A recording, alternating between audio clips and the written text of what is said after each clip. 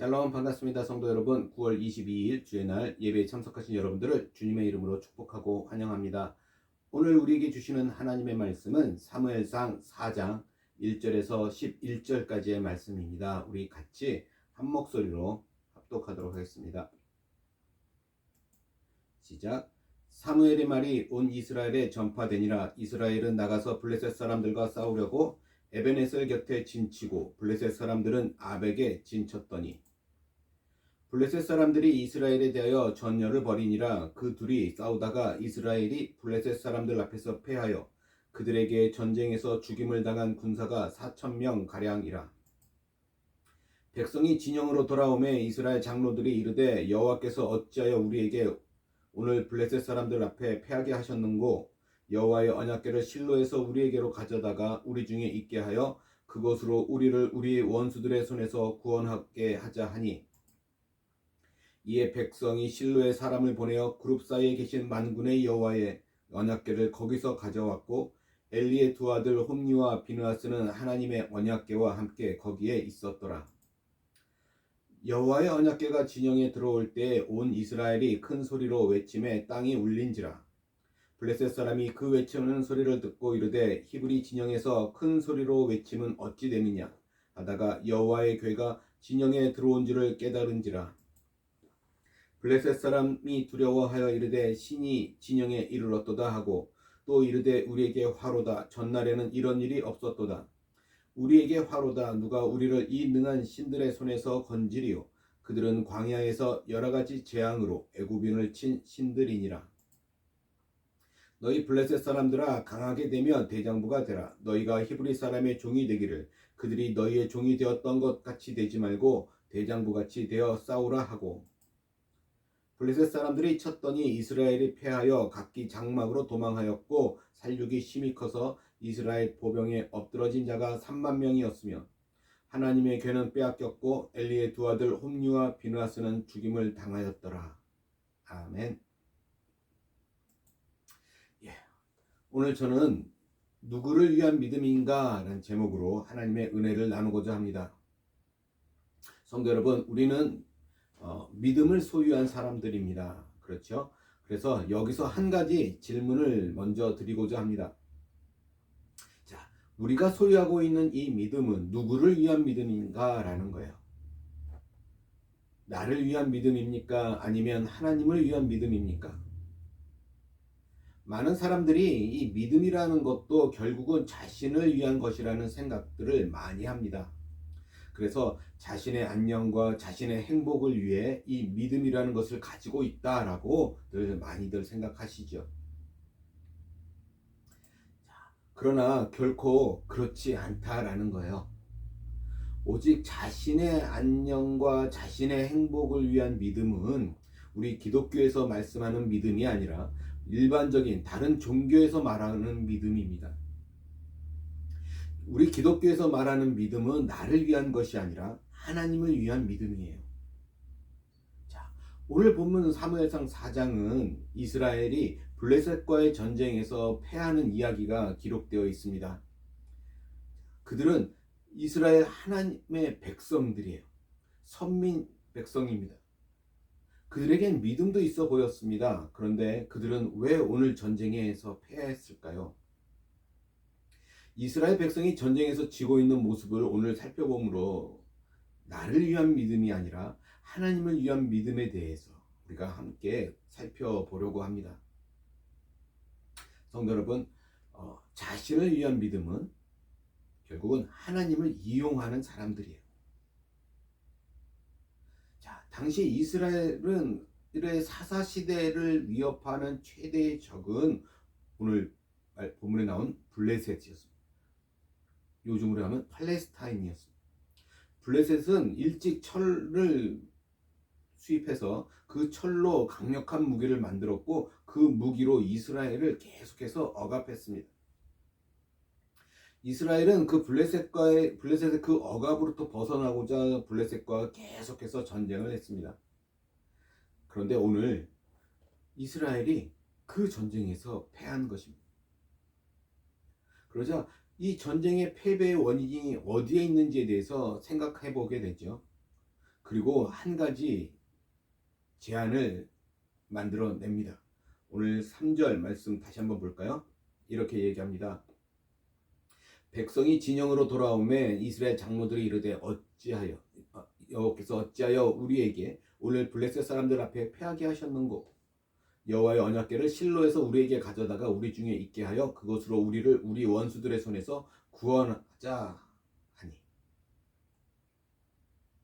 자, 전쟁에서 패하자 이스라엘 장로들이 뭐라고 말합니까? 여호와의 언약궤를 실로에서 우리에게 가져다가 우리 중에 있게 해서 그것으로 우리를 우리 원수들의 손에서 구원하게 하자. 아주 인간적으로 기막힌 제안을 합니다.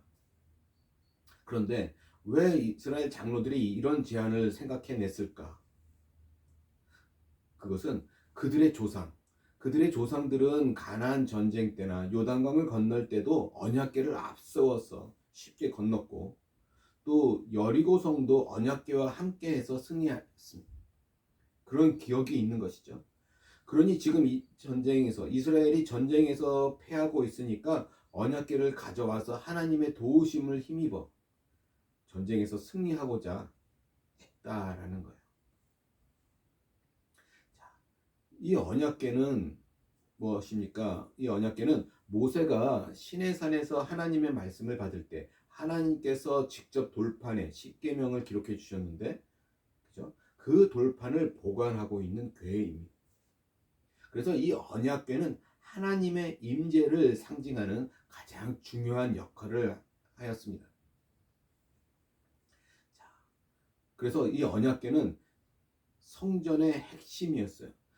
그 당시 지금 당시의 성전은 무엇입니까? 성막이었습니다. 그래서 언약궤는 성막 안 지성소에 보관되어 있었습니다. 지금 바로 그 언약궤를 전쟁터로 가져오는 것이죠. 그래서 이 언약궤가 이스라엘의 진영 안으로 들어올 때 이스라엘 군인들의 사기는 하늘을 찌를 듯 높아졌습니다. 그죠? 5절 보세요. 이렇게 기록합니다. 여호와의 언약궤가 진영에 들어올 때 온 이스라엘이 큰 소리로 외치며 땅이 울린지라. 그죠? 땅이 울렸어. 그런데 이 언약궤는 다른 나라 사람들, 이 블레셋 사람들도 모두 다 알 정도로 아주 유명했다라는 사실도 오늘 본문에서 볼 수 있습니다. 오늘 7절, 8절 말씀 다시 볼까요? 이렇게 얘기하죠. 블레셋 사람이 두려워하여 이르되 신이 진영에 이르렀도다 하고 또 이르되 우리에게 화로다. 전날에는 이런 일이 없었도다. 우리에게 화로다. 누가 우리를 이 능한 신들의 손에서 건지리요. 그들은 광야에서 여러 가지 재앙으로 애굽인을 친 신들이니라. 자, 블레셋 사람도 알고 있어요. 이 언약궤가 하나님의 임재를 상징한다는 것을. 자, 이제 전쟁에서 보면 이스라엘이 이기는 것은 마치 당연한 것처럼 보였습니다. 이스라엘 군인들은 믿음으로 가득 찼던 것 같아요. 그런데 10절 말씀을 다시 보시면 뭐라고 얘기합니까? 블레셋 사람들이 쳤더니 이스라엘이 패하여 각기 장막으로 도망하였고 살육이 심히 커서 이스라엘의 보병에 엎드러진 자가 3만 명이었습니다.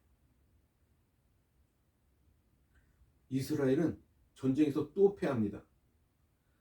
그리고 이 블레셋의 속국이 될 정도로 완전히 패하게 되죠. 이스라엘 사람들은 믿음으로 나아갔는데 왜 전쟁에서 또 패하였을까요? 그들이 믿음으로 나아간 것 같으나 실상은 믿음이 아니었기 때문에 그렇습니다. 이스라엘 백성이 언약궤가 진영에 들어왔을 때 사기가 충천했어요. 그러나 그들은 그 언약궤에 자신들의 믿음을 온전히 담아내지 못하고 있었습니다. 언약궤는 하나님의 임재의 상징이에요. 그러나 그들은 이스라엘은 하나님 없는 언약궤를 지금 사용하고 있는 것입니다. 이 언약궤는 본래 그렇게 그들의 전쟁을 위해 가져올 수 있는 것이 아니었습니다. 그죠? 하나님은 전쟁보다 더 위대한 분이시기 때문입니다. 전쟁을 위해 하나님을 이용하는 그것은 하나님을 우상으로 만들어서 낮춘 것과 같다라는 거예요. 하나님은 위대하신 분이신데 이스라엘 백성들이 지금 자신들의 전쟁을 위해 그렇게 이용할 수 있는 분이 아니라는 거예요. 물론 하나님께서 도우실 수는 있습니다. 그러나 이스라엘 백성이 이용할 수 있는 분은 아니라는 사실이에요. 하나님은 경배의 대상이지 우리 이용의 대상이 아닙니다. 그렇게 하나님의 임재를 상징하는 것으로서 가장 중요한 언약궤를 그들은 자기들의 마음대로 사용하고 있는 것입니다. 하나님께서 직접 그렇게 말씀하시기 전에는 그렇게 사용하지 않았었습니다. 그죠? 언약궤를 앞세워서 요단강을 건넌 것도, 여리고성을 무너뜨리는 것도 하나님께서 그렇게 하라고 말씀하셔서 한 것이었습니다. 그죠? 다른 전쟁에서는 결코 언약궤를 앞세우지 않았었다라는 사실이에요. 하나님께서 그렇게 말씀하지 않았으니까 이용하지 않은 것입니다. 자, 언약궤를 전쟁터에 가져온 것이 잘못이라는 것을 당시 대제사장이고 사사였던 엘리는 잘 알고 있었을 것입니다. 어쩌면 반대도 했을 것 같습니다. 그래서 오늘 보면 4장 17절, 사무엘상 4장 17절 18절 말씀을 보면 이런 말씀도 기록되어 있어요. 소식을 전하는 자가 대답하여 이르되 이스라엘이 블레셋 사람들 앞에서 도망하였고 백성 중에는 큰 살육이 있었고 당신의 두 아들 홈니와 비느하스도 죽임을 당하였고 하나님의 궤는 빼앗겼나이다. 하나님의 궤를 말할 때 엘리가 자기 의자에서 뒤로 넘어져 문 곁에서 목이 부러져 죽었으니 나이가 많고 비대한 까닭이라. 그가 이스라엘의 사사가 된 지 40년이었더라. 후에 전쟁 소식을 전해 듣게 될 때 이 엘리 대제사장이 자신의 자녀가 죽은 것에 대해서는 그렇게 놀라지 않았지만 언약궤를 블레셋에 꼭 빼앗겼다라는 소식을 듣게 되자 그 소식에 놀라서 의자에서 넘어져 목이 부러져 죽게 됩니다. 그죠? 자, 오늘날에도 하나님을 경배의 대상이 아니라 이용의 대상으로 믿는 사람들이 있습니다. 그렇게 자기 자신을 위한 믿음은 진정한 믿음이 아니라는 사실 기억하시기 바랍니다. 나의 믿음이 하나님을 이용하는 믿음은 아니었는지 오늘 다시 한번 잘 돌아와 볼 수 있기를 원합니다. 하나님을 이용하는 믿음도 때로는 대단한 믿음처럼 보입니다. 그러나 그러한 믿음은 결코 진정한 믿음이 아니라는 사실이에요. 그렇죠? 그렇습니다. 하나님을 위한 믿음은 하나님을 경배하는 사람들입니다. 그래서 하나님을 위한 믿음이 아닌 믿음은 거짓 믿음이라는 거예요. 우리는 오직 하나님께만 영광되는 믿음을 가져야 합니다. 자기 자신의 영광을 위해 하나님을 이용하는 믿음은 거짓 믿음이라는 사실을 반드시 기억하시기 바랍니다.